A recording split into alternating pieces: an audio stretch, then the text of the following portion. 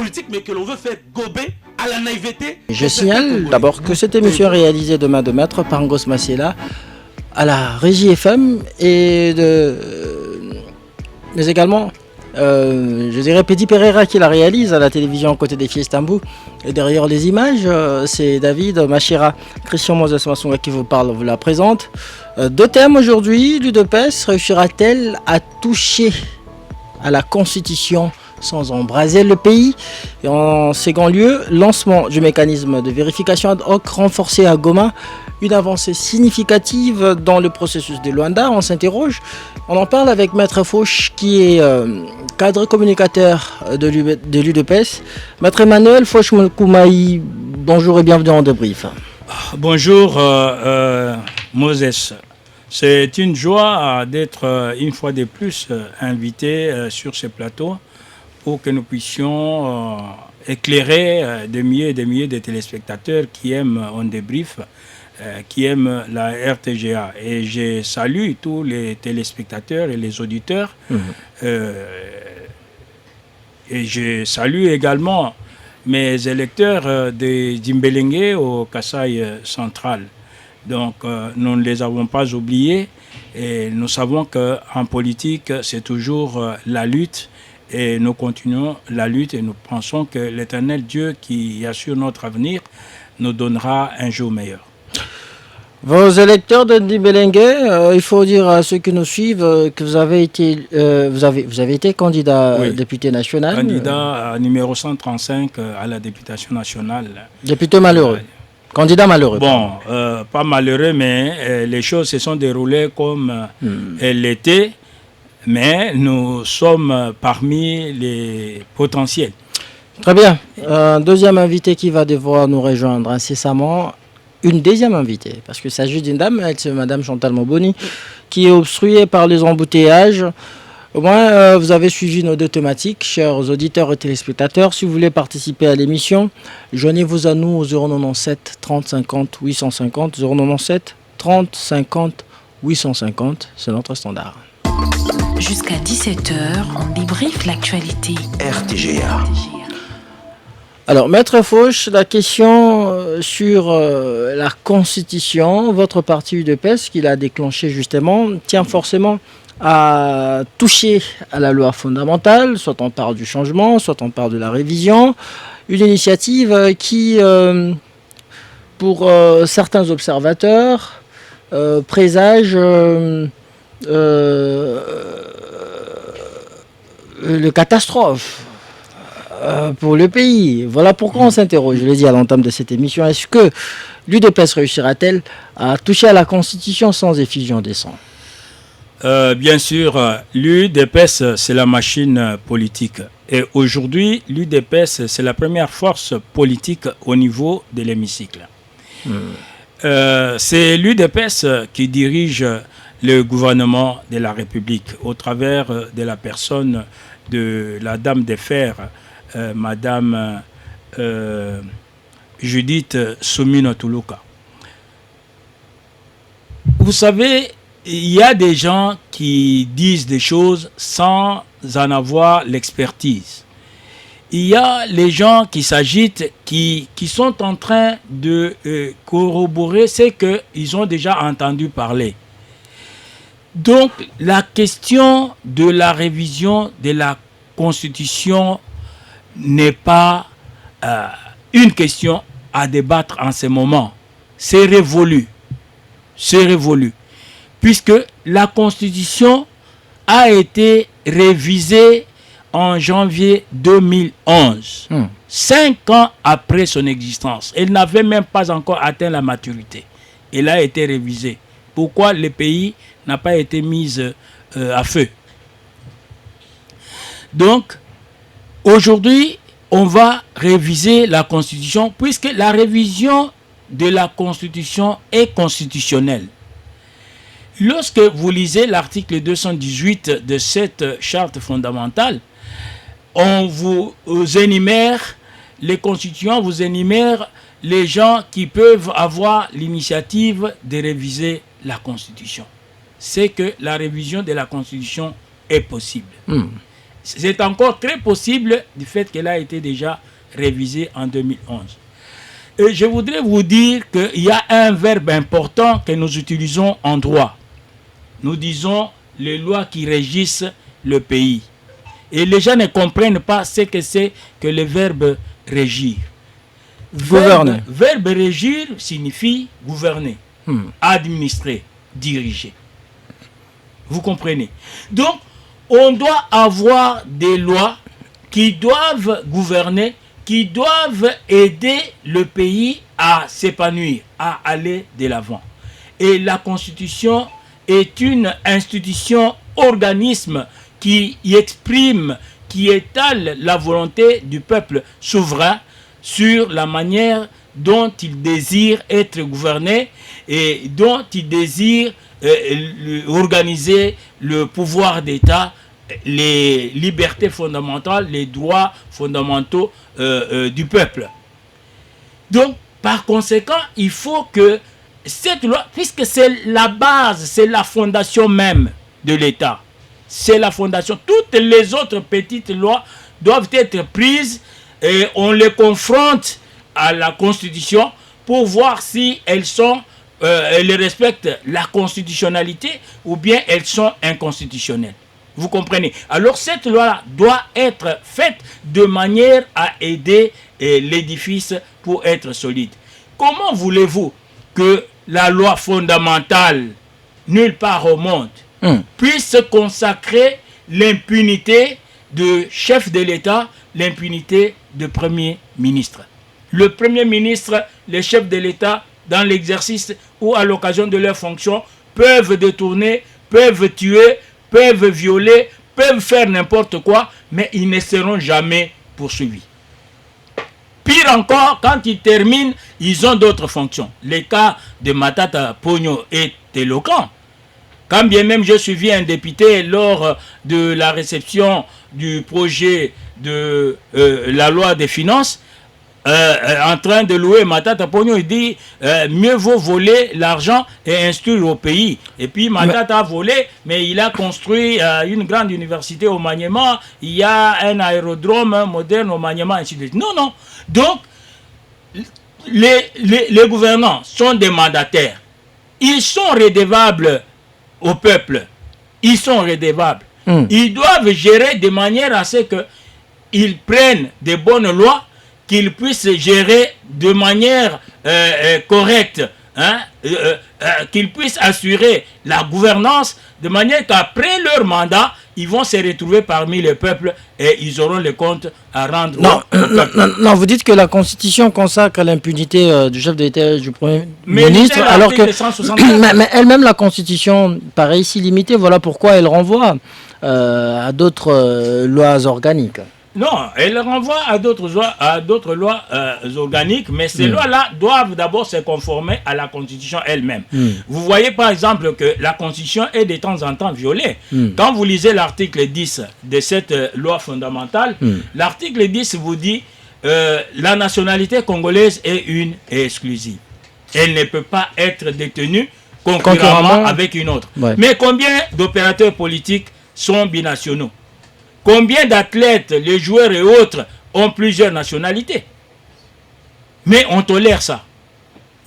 Et l'état de siège, lorsque les circonstances graves menacent l'intégrité du territoire national ou la souveraineté nationale, donc on donne l'état de siège.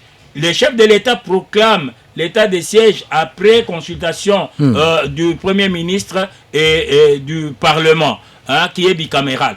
Mais on dit que cet état de siège doit durer 30 jours, vous vous imaginez. Non, mais aujourd'hui, l'état de siège dans notre pays a déjà fait combien de jours? Mais donc, ça nécessite la révision. Quelle est cette urgence qui vous pousse justement à changer la Constitution? Oui, mais la Constitution a été rédigée à l'Université de Liège par les étrangers. On parle de Kisangani? Non, des lieux de rédaction de cette Constitution. Non, pas du tout. J'ai suivi même le professeur Mampouya sur les antennes de Top Congo. Mais le professeur a parlé de projets, des drafts. Ils ont rédigé les drafts. Mais la véritable rédaction a eu lieu à l'université de Liège, avec les étrangers. Quelle est cette urgence? Quelle est l'urgence qui vous pousse justement? L'urgence, c'est que la loi fondamentale soit améliorée pour permettre au gouverneur, au président de la République, au gouvernement et à d'autres institutions de prendre la vitesse des croisières pour que le peuple puisse se retrouver. Aujourd'hui, c'est le peuple souverain. Vous voyez, l'article 5 de cette charte dit que la souveraineté nationale appartient au peuple. Tout pouvoir appartient au peuple qui l'exerce directement par référendum ou par élection ou indirectement au travers de ce représentant. Donc, la Constitution ayant été déjà révisitée, et vous savez d'ailleurs, cette Constitution a été révisitée pour faire plaisir au chef de l'État de l'époque. C'était pour faire plaisir au chef de l'État et pour que les députés de cette époque-là puissent se maintenir au pouvoir. C'est lorsqu'on a révisité la Constitution que les députés ont pu glisser dans cette loi la mention selon laquelle, la clause selon laquelle, quand le député est nommé mandataire ou membre du gouvernement, s'il est remercié là-bas, qu'il puisse regagner son siège à l'Assemblée nationale ou bien au Sénat. Et la raison fondamentale qui avait fait qu'on puisse réviser cette constitution d'une manière cascadaire en janvier 2011, c'était pour évacuer l'article qui consacrait 2 tours d'élection présidentielle. Vous savez que nous avons eu les élections en 2006. En 2006, Joseph Kabila venait de faire déjà 4 ans au pouvoir en 2004, le mandat du chef de l'État américain.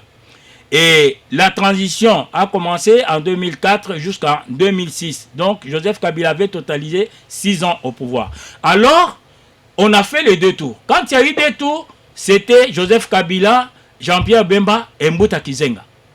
Maintenant, au second tour, c'est Mbouta Kizenga qui accepte de se rallier à Kabila sous prétexte que Kabila est lumumbiste. Comme ça, ils ont le pouvoir et lui sera nommé Premier ministre. Ça a été fait ainsi. Mais maintenant, en 2011, les têtes pensantes de PPRD, les têtes pensantes de la majorité présidentielle de l'époque, ont dit non, si nous maintenons le 2 tours, Étienne Tshisekedi, comme il a accepté de se jeter dans l'eau, c'est Étienne Tshisekedi qui sera élu président de la République. Puisque l'aura d'Étienne Tshisekedi traversait les frontières nationales. Donc, quand on parlait du porte-parole de l'opposition, que ce soit l'opposition parlementaire ou l'opposition extra-parlementaire, on ne voyait qu'Étienne Tshisekedi. Ce qui fait que Joseph avait Étienne Tshisekedi en face comme un danger. Alors, pour permettre à Joseph d'être élu, il fallait élaguer 2 tours d'élection présidentielle pour laisser un seul tour, de manière à ce que, quel que soit le pourcentage, 25%, 30%, avec lesquels le candidat président sera élu, il sera directement proclamé président de la République. Et c'était ça, la machine de la majorité présidentielle, la machine de PPRD, donc, avait fonctionné dans ce sens-là pour écarter Étienne Tshisekedi. Puisque si on maintenait les 2 tours, Étienne Tshisekedi devait passer. Comment voulez-vous qu'on puisse prétexter que les 2 tours coûtent cher? Nous venions de la guerre. Nous avions eu la formule 1+4 de 2004 en 2006. Et en 2006, nous sommes allés à 2 tours. Le ciel était tombé sur nos têtes. Alors maintenant, la raison fondamentale, réelle, selon la haute politique, c'était pour écarter Étienne Tshisekedi, bricoler l'unique tour là et faire passer Joseph Kabila pour qu'il ait le deuxième. Étienne Tshisekedi a prêté serment chez lui à la maison sur la même constitution. Bien sûr, il avait prêté serment chez lui, puisque on avait prouvé que c'est lui qui était élu. Vous comprenez? Donc, par après, même Vital Kamerhe l'avait reconnu. Alors, Maître Fauche, je vous redonne la parole. Je signale à ceux qui nous suivent que Madame Chantal Moboni de l'ECD de Martin Fayoulou devra nous rejoindre incessamment dans ces studios bleus de RTGA. Elle est obstruée par des embouteillages de la Gombe qui sévissent ces derniers temps, ici à Kinshasa. Je rappelle notre standard, c'est les 097 30 50 850, 097 30 50 850. Continuez à nous envoyer vos messages sur WhatsApp ou par SMS, on va bientôt les lire. Et aussi pour ceux qui nous suivent sur nos ondes FM, je rappelle aussi que vous avez cette possibilité de nous regarder en direct à partir de votre smartphone. Allez-y sur Play Store ou App Store si vous utilisez iPhone ou bien Android. Téléchargez l'application de BlueSat dénommée Blue OTT International, canal 973 ce RTGA.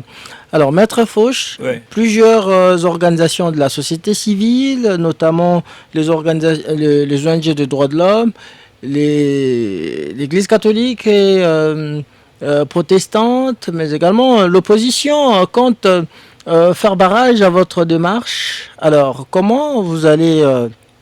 est-ce que vous comptez justement utiliser le levier du pouvoir, puisque vous êtes au pouvoir à l'UDPS, pour faire plier ceux qui s'opposent à votre initiative? Bon, c'est tout à fait normal, c'est ça l'état de droit. C'est ça l'expression même de la démocratie. Hein? Tout le monde ne doit pas dire oui, oui, oui. Vous voyez, même lorsque cette constitution a été soumise, quand elle fut encore projet, elle a été soumise au référendum. Donc, Étienne Tshisekedi nous avait invités à voter non. Mais Jean-Pierre Bemba avec Robert Roy, donc MLC et RCD, qui était dans la formule 1+4, avait pris des aéronefs pour battre campagne, même jusque les jours où l'on devait voter, pour contraindre les gens à voter oui pour que la constitution passe. Et quand cette constitution est passée, vous savez, c'est une constitution lourde qui ne permet pas une gestion efficace du pays pour que le pays puisse prendre de l'envol. Donc, aujourd'hui, les gens qui peuvent s'opposer, vous savez que les catholiques s'opposent toujours. Hein. Les catholiques, parfois, volent pour certains opposants pour leurs propres intérêts. Vous savez que lorsque nous allions aux élections de décembre... L'Église a toujours dit qu'elle a été aux côtés de faibles. Elle soutient le faible. Elle est au milieu du village. Non. Et se range aux côtés du peuple. Ça, c'est la rhétorique de l'Église catholique. L'Église devrait faire la part des choses et donner à César ce qui est à César. Même le Saint-Père, quand il était venu ici, il leur avait prodigué de conseils en ce sens. Il leur avait demandé de prier pour les dirigeants afin que Dieu leur donne la sagesse pour qu'ils dirigent correctement le pays. Et ils ne le font pas. Le Saint-Père leur a fait voir qu'ils ont oublié l'évangile et ils s'occupent de la politique pour les intérêts souvent individuels et égoïstes. Vous savez, quand nous allions aux élections en décembre 2023, l'abbé Scholl avait prédit la catastrophe.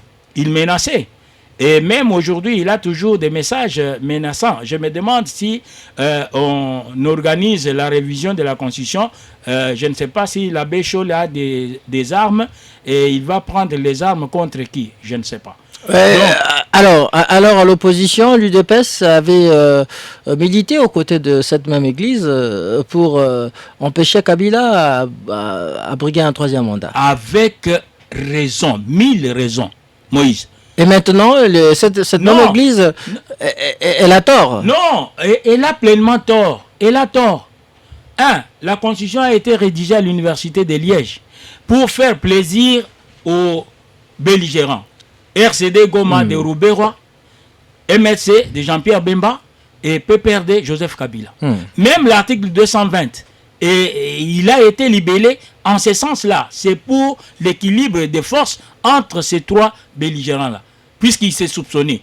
Joseph ne pouvait pas arracher de force le pouvoir. Jean-Pierre Bemba ne devait pas le faire. Encore moins Rouberois, qui était soutenu par le Rwanda, qui avait amené Joseph Kabila et Mouzé au pouvoir.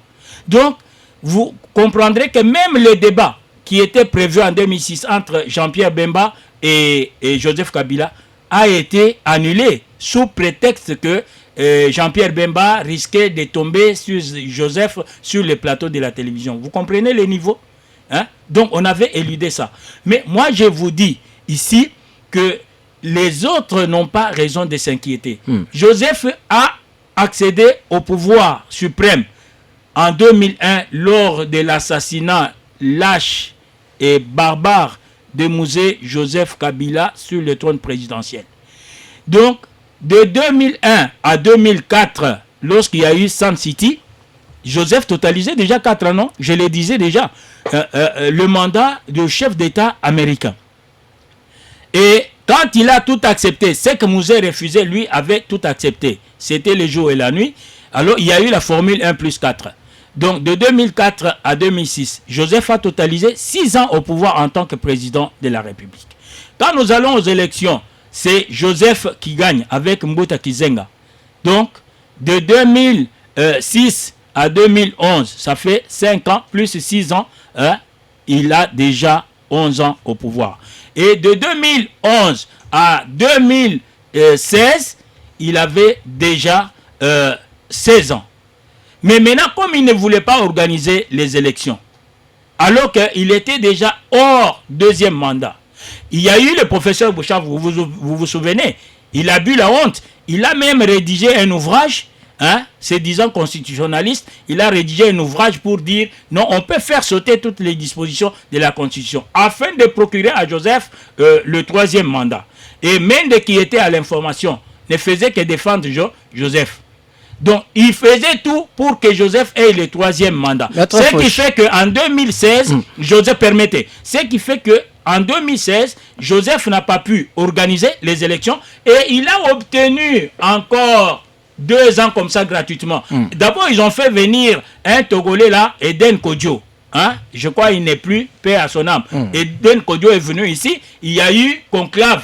Ils ont fait leur conclave à l'Union africaine et Vital Kamerhe, comme toujours, comme la vedette, était Merci pour ce rappel, Maître Fauche. Mais nous sommes allés à Santi. Donc, écoutez, Joseph voulait avoir, c'était visible. Selon certaines indiscrétions, l'UDPS... Professeur Vundon est venu contredire Bochab. Alors nous sommes allés à Santi. Il a eu 18 ans au pouvoir.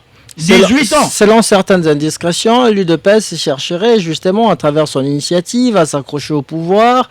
Il faut 24 ans pour Tshisekedi, c'est-à-dire 24 ans de règne, en plus de ces 10 ans de 2 mandats constitutionnels. Et après la révision de la Constitution, on va revoir à la hausse la durée du mandat du président de la République. Il va passer de 5 à 7 ans et il en fera encore 2 mandats cette fois-là. Bon, vous savez d'abord que le pouvoir use. Hein? Donc les chefs de l'État considèrent qu'il a une mission. Le peuple lui a confié la mission. Et tout pouvoir vient du peuple. L'autorité, toute autorité vient de Dieu. Donc c'est Dieu qui a voulu qu'il soit là. Et Dieu a voulu qu'il fasse 34 ans, qu'il fasse 40 ans. Non. Vous comprenez? Ça, c'est le langage de la rue. Les gens vous disent, bon, vous savez, l'UDPS, c'est quoi? C'est l'Union pour la démocratie et le progrès social. Donc, l'UDPS, c'est le moule de la démocratie. Hein? C'est le creuset de la démocratie. Donc, l'UDPS ne peut pas aller arracher le pouvoir par la force, tout ça. L'UDPS avait promis d'organiser les élections. Vous avez vu que c'est l'UDPS qui a organisé. Mais il faut changer la constitution. Les 2 mandats de Félix Tshisekedi tombent caduques et le compteur sera remis à 0. N'est-ce pas? Donc, je vous dis que lorsque... C'est ça la démarche poursuivie par votre parti. Non, écoutez-moi d'abord. Moses.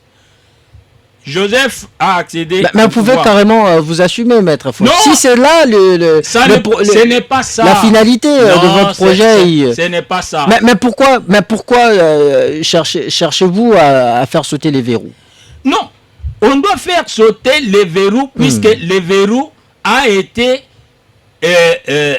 créé, a été fait pour faire plaisir aux belligérants.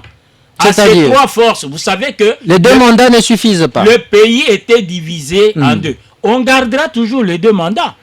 Qui vous dit qu'on va au-delà des 2 mandats? On gardera toujours Mais si les vous, 2 mandats. si vous faites sauter les verrous, quand même que vous allez garder les mandats, mais les mandats déjà utilisés de Félix Tshisekedi vont tomber, et Non, puis il non, va répondre non, à zéro les autres non. mandats. Il y a des théories en sciences politiques, il y a des théories là-dessus, il y a 2 courants. Il y en a qui considèrent que lorsque on change la Constitution, donc ceux qui font changer la Constitution ne peuvent pas en bénéficier. Mais les autres considèrent que non, ceux qui changent la Constitution peuvent également en bénéficier. Ici, il ne faut pas voir la tête des gens. On ne change pas la Constitution, on ne va pas changer des dispositions de la Constitution. Je vous dis que c'est un non-débat, puisque la Constitution était déjà révisée en janvier 2011. À peine totalisé 5 ans, on l'avait révisée alors qu'elle n'avait même pas encore atteint la maturité. Aujourd'hui, nous sommes à 18 ans de cette Constitution.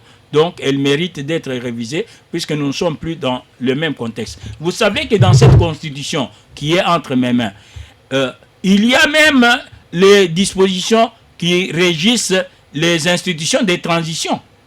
On vous dit que les institutions de transition doivent rester en place jusqu'à l'installation effective des institutions semblables. Quelles sont les institutions de transition? Pourquoi la changer après 18 ans? S'il faut faire ce parallélisme, aux États-Unis, leur constitution date de plus de 3 siècles, mais elle n'a jamais fait l'objet du changement ou des révisions. Il y a beaucoup de pays qui ont changé de constitution.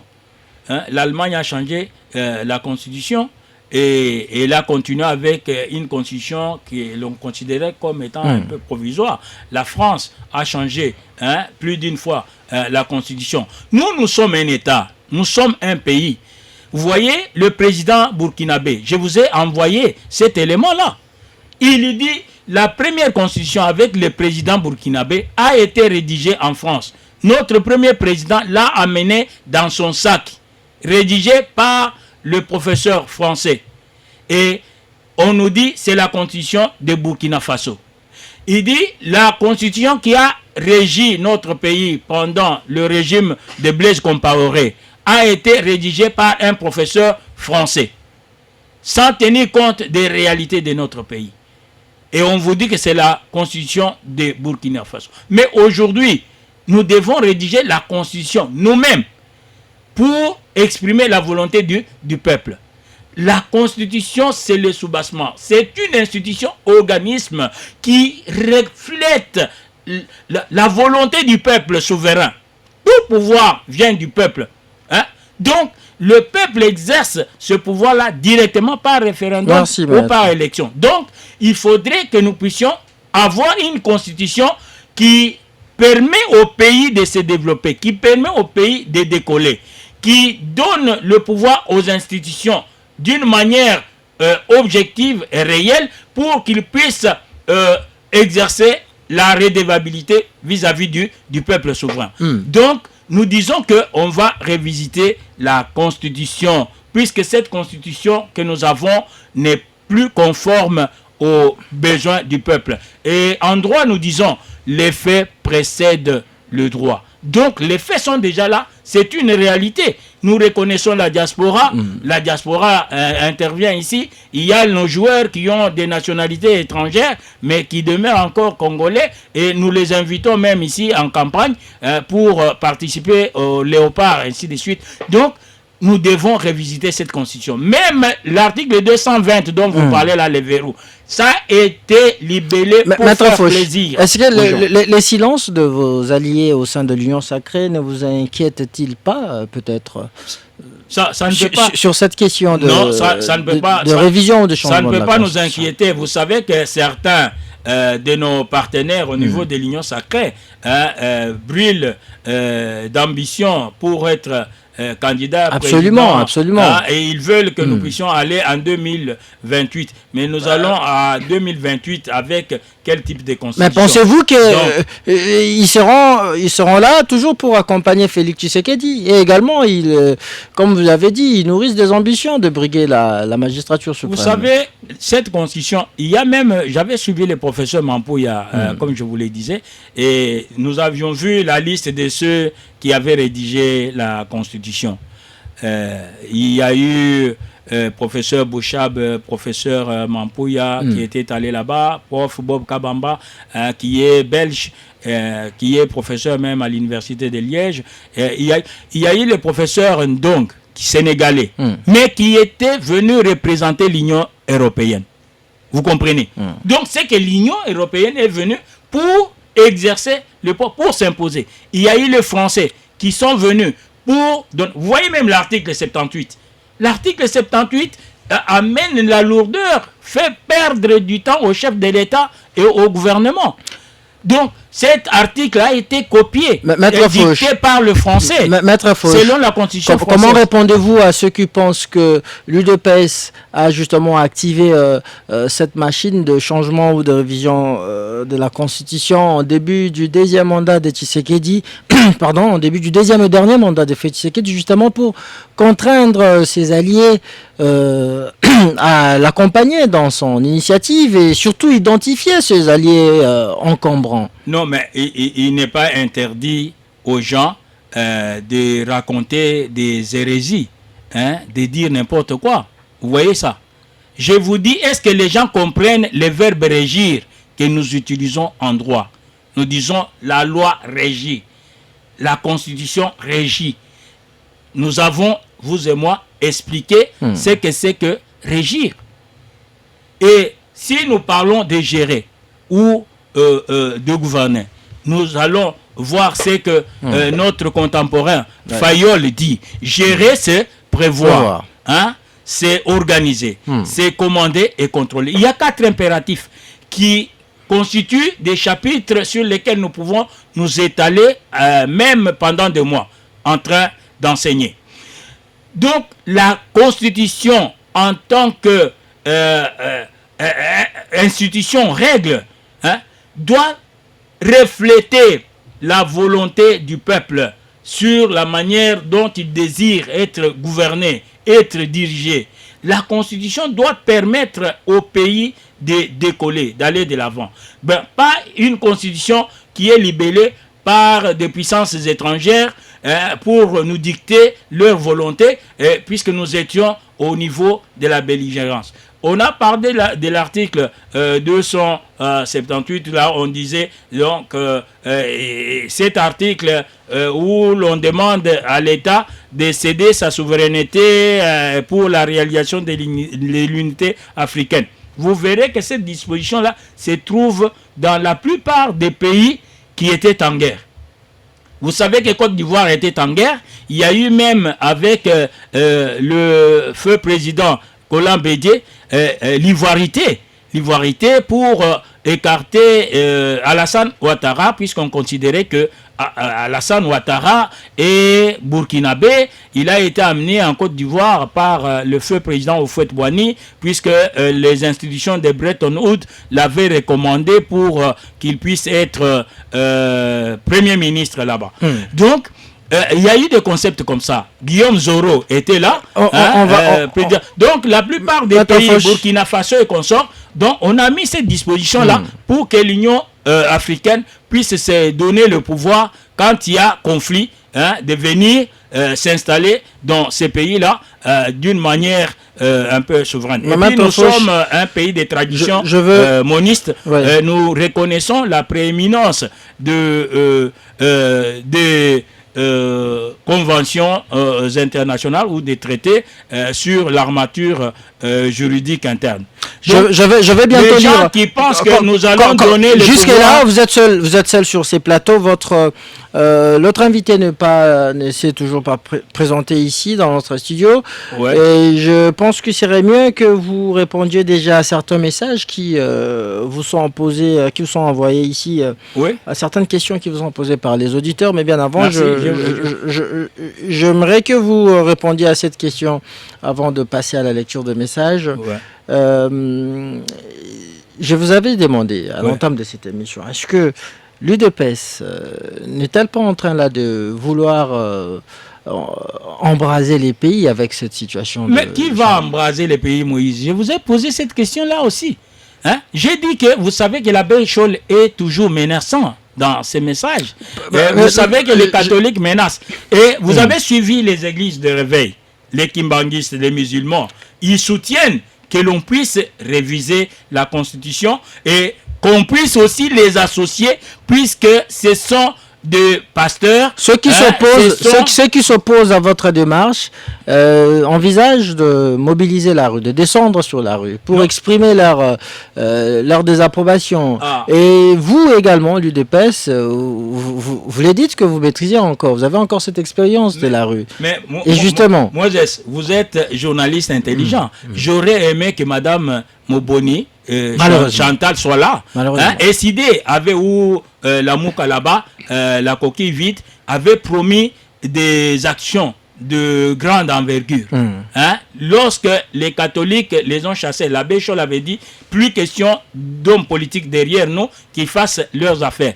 Donc la mouka ou bien Sida a déjà organisé quelle action de grande envergure. Vous savez que l'UDPS, mon parti, l'UDPS de Etienne Tshisekedi Mulumba, premier Congolais docteur en droit dans ce pays. C'est la machine politique. Donc, c'est leur droit. Ils peuvent manifester. Mais je vous dis que l'UDPS manifeste. D'ailleurs, le secrétaire général Kabouya Augustin l'a dit. Il a dit ces gens-là, quand ils manifestent, mais l'UDPS va aussi manifester dans l'ensemble du pays. Vous savez, l'UDPS, c'est les champions. Justement, Maître Fauche. Et alors, il y a également Nanga qui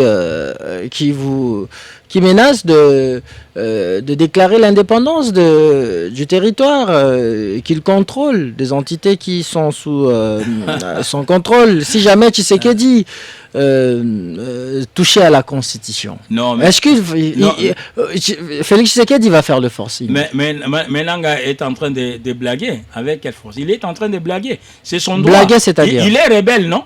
Il est rebelle, il peut parler comme il veut. Mais il sait que le Congo sera là dans son intégrité territoriale. Donc, Nanga est rebelle. Il est en train de verser le sang des Congolais. Ça lui fait plaisir. Il était ici, président de la CENI. Il vivait dans une bourgeoisie opulente, nauséabonde. Il donnait à combien de Congolais des moyens? Même les agents de la CENI, ils ne parvenaient pas à leur payer. Vous parlez de l'intégrité territoriale alors que vous n'arrivez pas à l'assurer actuellement. Vous êtes au pouvoir. Nous allons l'assurer. Le pays est divisé. Non, vous savez que Maréchal Mobutu avait nommé Bisengimana directeur de cabinet. C'était un homme fort, un homme puissant. Bisengimana avait fait, je crois, 9 ans là-bas. Et il avait donné de manière collective la nationalité au Rwandais. Il avait infiltré les Rwandais partout là, dans des postes jutés pour faire un empire aussi, un empire financier. Et après cela, Mouzé nous a amené encore 2 Rwandais qui se sont infiltrés dans plusieurs institutions. Il faut du travail pour ça. Il faut du travail. Et Joseph Kabila a terminé le pouvoir, le Rwanda en train de régner dans ces pays. Le Rwanda en train de régner. Nous vous disons que Nanga, c'est son droit qu'il prenne plaisir à tuer les Congolais. Vous savez, Savimbi avait tué les Angolais pour le pouvoir. Mais lorsqu'il avait accepté d'aller aux élections, les Angolais lui avaient posé la question de savoir qu'est-ce qu'il vient chercher puisqu'il a tué les Angolais, qu'il les ressuscite et ceux qu'il avait tués là, qu'il les ressuscite et ils vont voter Maître pour Fauche, Est-ce que vous allez empêcher Nanga de déclarer l'indépendance du territoire qu'il occupe? Mais c'est une comédie. Il peut faire cette comédie-là. Mais vous savez que nous avons l'armée. Vous savez que nous avons l'armée. Hein? L'armée travaille sous serment. L'armée va doit faire quoi? aller au sacrifice suprême. Donc, nous n'avons pas peur de Nanga. Il ne fera rien. Il fait la guerre médiatique. Mais vous aussi... Comment vous allez les Congolais, dissuader? Comment allez-vous les dissuader à mais nous avons l'armée, nous avons la diplomatie agissante. Ça va bientôt faire 3 ans depuis que Nanga... ce n'est rien. Les M23... Non, ce n'est rien, Moses. Occupe une grande partie du Nord Kivu. Le président de la République, chef de l'État, commandant suprême des forces armées et de la police nationale, donc n'a pas croisé les bras. Vous allez répondre aux messages des auditeurs. Il se bat jour et nuit pour que la paix revienne au pays. Et que sur l'ensemble du territoire national, le peuple congolais et tous ceux qui ont choisi la RDC comme leur seconde patrie puissent vivre paisiblement. Donc, nous allons avec la puissance militaire et avec la diplomatie. Merci, Maître Fauch. Nous espérons bien que ça va aboutir. Merci, Maître Fauch. Avant de prendre rapidement notre deuxième thématique, on va lire le message des auditeurs. Bonjour, le célèbre journaliste Moses. La diplomatie agissante de notre président Tshisekedi accouche déjà de ses fruits. Le Rwanda se plie petit à petit devant le grand Congo. Némi Mutombo à Bumbu, Kinshasa. Merci, Némi. Bonsoir TGA, c'est Hugues Maoula depuis Massina. Nul ne peut prévoir le jour de sa mort. C'est la même chose avec notre constitution. On n'a pas prévu quand ou comment elle sera changée. Monsieur les journalistes, posez la question à votre invité de l'UDPS. Ils veulent réviser ou changer. Si c'est révisé, il y a des articles verrouillés. Moi je dirais s'ils veulent les deux. Parce que... Non, mais il n'y a pas d'articles verrouillés. Qui les a verrouillés? Celui qui a verrouillé peut déverrouiller. Qui veut déverrouiller? Non, mais alors, le peuple. Celui qui a verrouillé là a la compétence pour déverrouiller. C'est le principe de parallélisme des formes. Donc, la Constitution a été déjà révisitée en 2011, janvier 2011. Pourquoi il y a débat? La Constitution que j'ai entre mes mains ici, elle a été promulguée le 18 février 2006, mais révisitée le 20 janvier 2011. 5 ans après, à peine. Alors, qui a fait le bruit? Qui a brûlé le pays? Salut RTGA, Papa Joe Mangafola. C'est lui qui est fidèle dans des petites choses, les Serra aussi dans les grandes. C'est la parole de Dieu. Comme l'UDPS n'a rien fait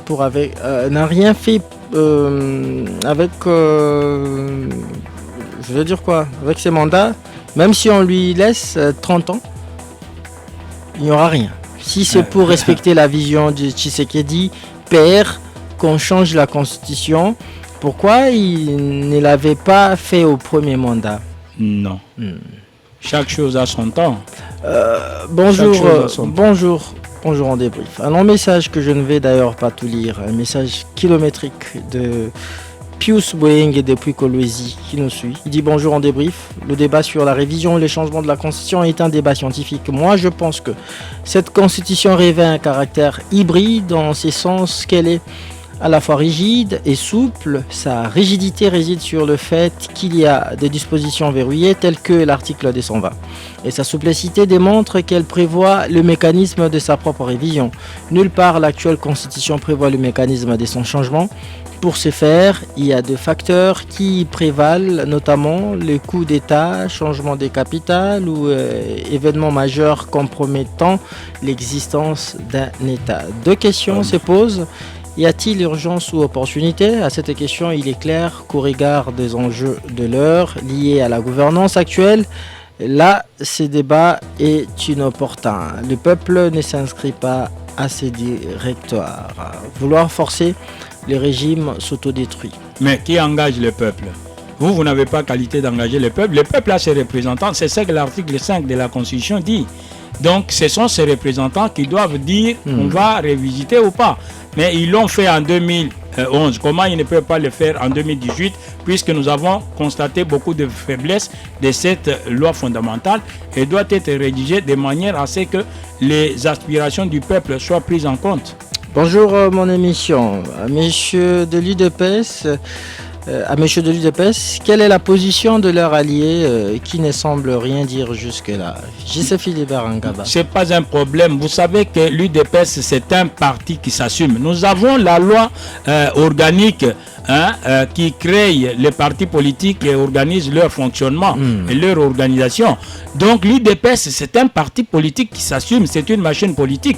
L'UDPS n'existe pas puisqu'il y a les partenaires. L'UDPS n'existe pas puisqu'il y a tel ou tel parti qui doit soutenir sa position. Vous savez que l'UDPS a organisé plusieurs manifestations dans ce pays, même Ronsard Malonda, qui a été d'une manière cavalière nommé président de la CENI. Donc il est parti grâce à la manifestation organisée par l'UDPS. Autre message. Donc ce n'est pas un problème. Nous ne tenons pas compte de ce que les alliés peuvent dire, c'est la démocratie, ils sont libres. L'UDPS, c'est l'Union pour la démocratie. Nous exprimons la démocratie, nous vivons la démocratie. Autre message des auditeurs. Bonjour mon émission. Cette constitution qui était taillée sur mesure pour Joseph Kabila Oui. et aujourd'hui la même constitution bloque Fachi. Cette constitution tient compte des résolutions des conférences nationales et les accords de Sun City dont Papa Tshisekedi a pris part. Nous devons être sérieux. Message non signé. Oui, là, il y avait la constitution de la transition. Il y a eu la formule 1+4. Bon, Étienne Tshisekedi avait condamné cette formule 1+4, disant que c'est une formule lourde, conflictuelle, qui ne pourra pas aider le pays à avancer. Et ça a été constaté puisque Étienne Tshisekedi fut prophète politique. Bonjour en débrief. L'UDPS a aujourd'hui tous les leviers du pouvoir pour gérer les pays. Malheureusement, puisqu'ils sont incompétents, raison pour laquelle ils cherchent de prétextes. Même avec leur propre constitution, ils auront toujours de boucs émissaires. Ça ne sera pas la constitution de l'UDPS, c'est la constitution de la République démocratique du Congo. Bonjour TGA, ces gens doivent cesser de nous embrouiller avec le problème de la Constitution. À mon humble avis, nous avons des problèmes prioritaires auxquels le gouvernement doit régler. Primo, le problème de sécurité, le problème socio-économique du pays. Ils font de bruit ici, tandis qu'il y a l'avancée significative de rebelles à l'est du pays. Apparemment, la Constitution, vous la priorisez, cette question, alors que... on devrait en parler dans notre deuxième thème, Ouais. le processus de Luanda. Très bien. Bonsoir, monsieur Christian Moses. L'UDPS n'a jamais été préparé pour diriger et Comment être ça responsable afin de résoudre le problème du peuple congolais.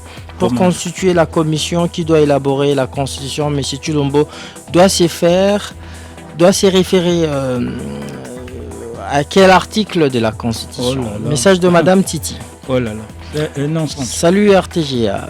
UDPS veut rester plus longtemps au pouvoir. Comme PPRD avait fait, tous les présidents d'Afrique veulent toujours rester au pouvoir. Les cas de Sassou, Paul Biya, pour ne citer que cela. Mais Mandela, Patrick Nzaou depuis Plateau des Profs. Mandela n'était pas resté au pouvoir, il a cédé.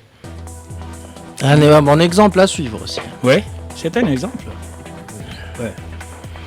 Bonsoir estimés journalistes. Prière de demander pour moi, excusez-moi, à ces cadres de l'UDPS, 1. Ils veulent à tout prix le changement de la Constitution. Pour quelle finalité? 2. Quel sera l'intérêt du peuple congolais en changeant la Constitution? Politologue Sébastien. Je crois que vous avez répondu à tout. J'ai déjà répondu et puis il Salut, doit encore Moses. comprendre que l'article 149 de la Constitution actuelle dit que la justice est rendue sur l'ensemble du territoire au nom du peuple. Hein? Mais est-ce que la justice fait ce travail ici au nom du peuple? Salut Moses. Donc, elle est malade. Et aujourd'hui, heureusement, il y a eu les travaux, les états généraux pour essayer de poser les diagnostics et proposer la thérapie qu'il faut pour guérir cette justice. Donc le peuple est déçu. Il faudrait qu'on puisse revisiter la Constitution pour avoir une constitution qui doit répondre aux aspirations. Répondez à cette question. Il y a des questions qui vous sont posées par des auditeurs. Oui. Bonjour Moses, dites à votre invité que la constitution n'a pas été rédigée en Belgique comme il le prétend. Premièrement, il dit première question, l'UDPS a-t-il consulté les autres partis de la majorité, Union sacrée pour la nation? Si il risque d'allumer le feu qu'il ne saura pas éteindre. Sinon, il dit, il risque d'allumer le feu qu'il ne saura pas éteindre. Deuxième question, est-ce que l'actuelle constitution empêche-t-elle le président à bien exercer son pouvoir? L'UDPS n'est pas la première force au Congo. La première force, c'est le peuple. Oh.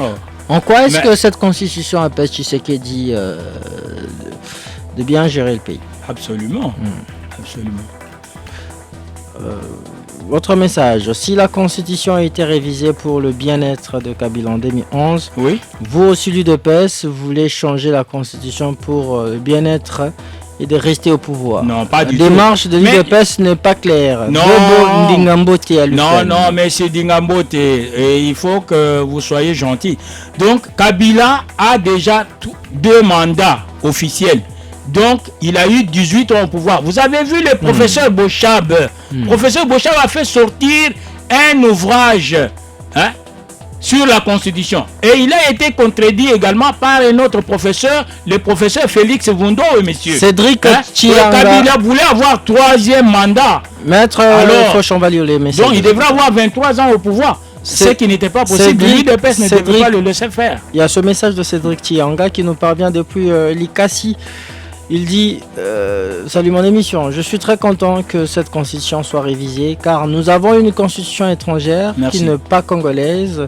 Ne dites pas que l'UDPS veut se maintenir au pouvoir, non, mais c'est pour le bien-être de nous Congolais. Merci. Car tous ces mondes qui est contre cette idée de réviser la constitution étrangère que nous avons sont, il dit, est étranger. Voilà. Alors, un message que je vais t'écourter.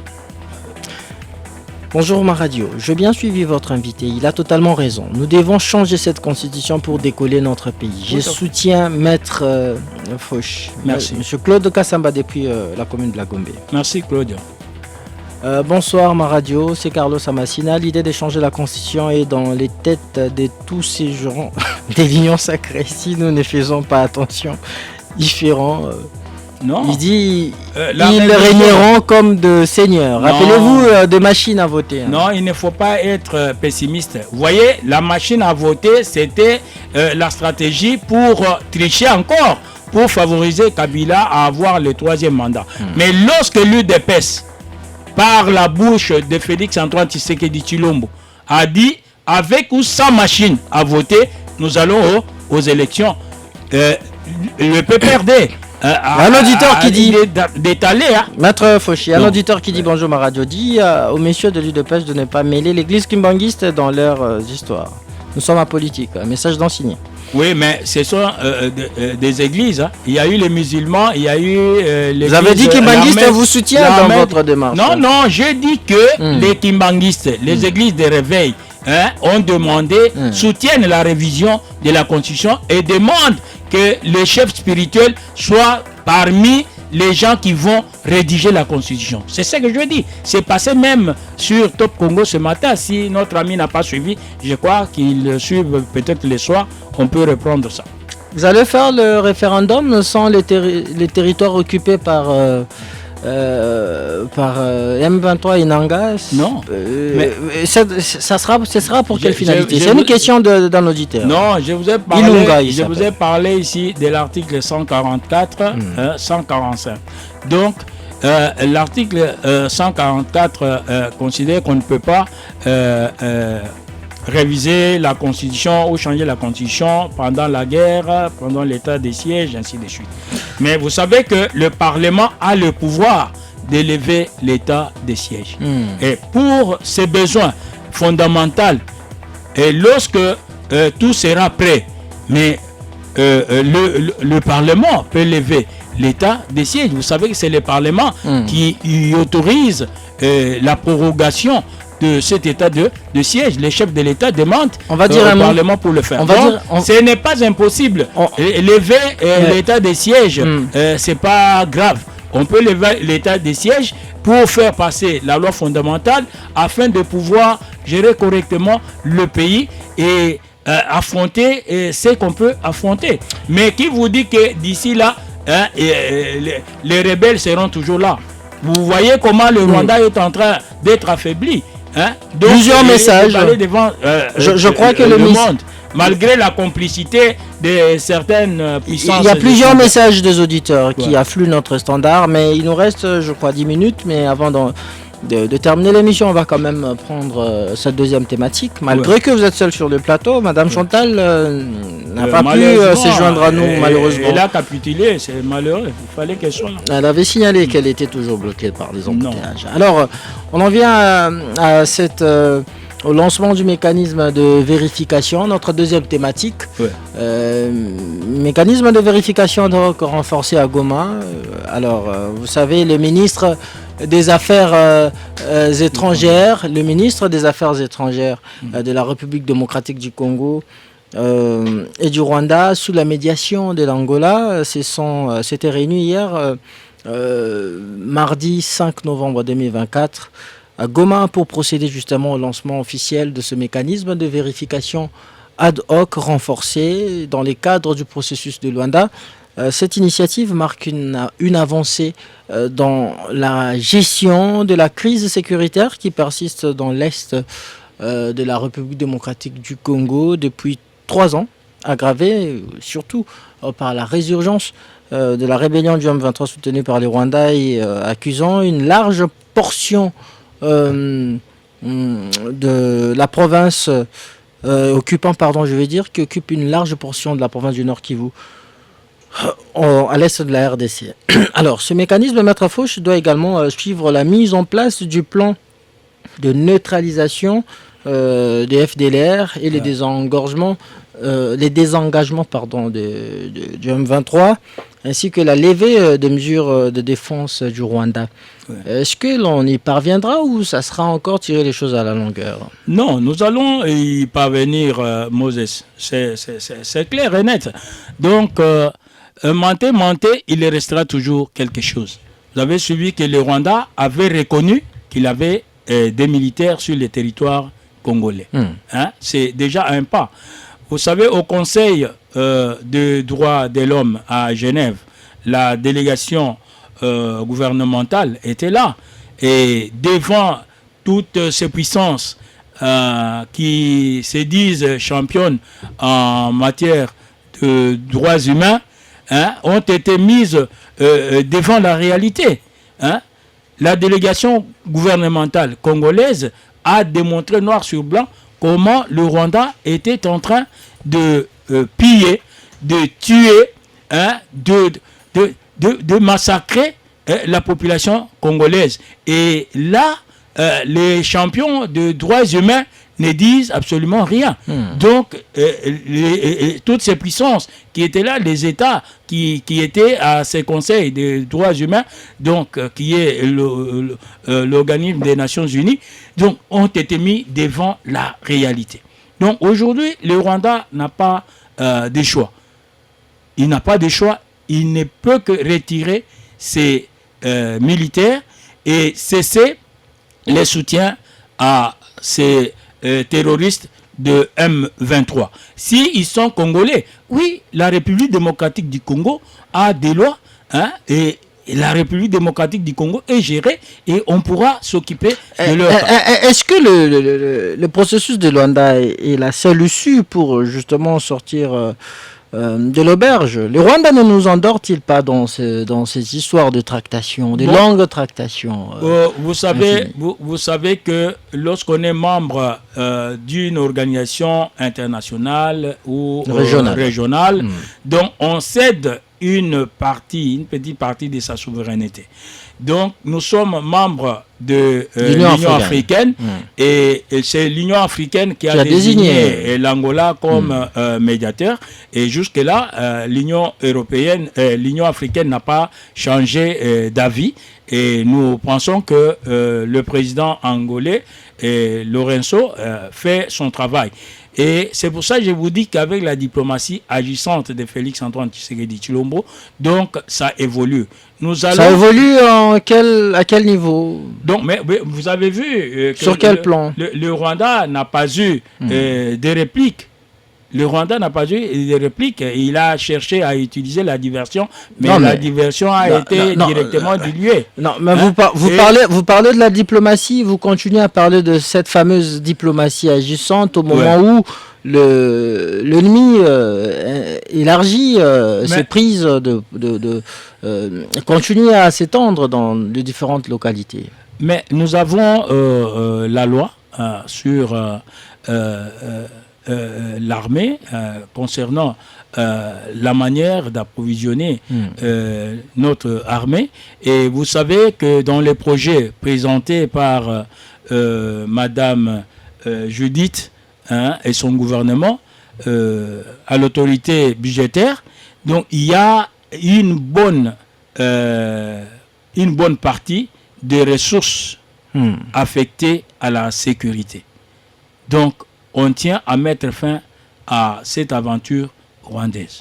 Ce n'est pas la première fois que les deux parties se rencontrent. Plusieurs fois déjà à Luanda. Et d'ailleurs, la prochaine rencontre est prévue, je crois, si je ne m'abuse, le 18 novembre prochain entre le ministre des Affaires étrangères de deux pays, sous la médiation toujours de l'Angola. Et va-t-on toujours continuer à palabrer, à discuter avec le Rwanda? Entre-temps, lui, il avance. Vous savez que la Russie et l'Ukraine discutent toujours, discutent sous l'égide soit de l'Union européenne, soit des médiateurs désignés par une quelconque organisation.